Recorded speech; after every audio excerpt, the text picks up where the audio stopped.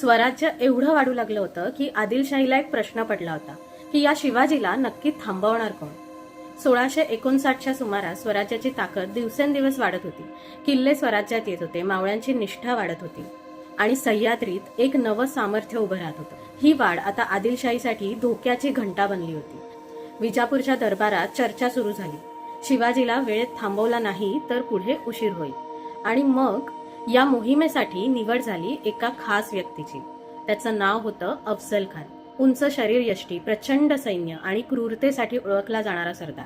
असं म्हटलं जात होतं की तो फक्त युद्ध जिंकत नाही तर समोरच्याच्या मनात भीती निर्माण करतो. आणि आता त्याचं एकच लक्ष होतं, छत्रपती शिवाजी महाराज. पण प्रश्न असा होता, अफझल खान सह्याद्रीत येत होता, पण सह्याद्री त्याच्यासाठी तयार होता का?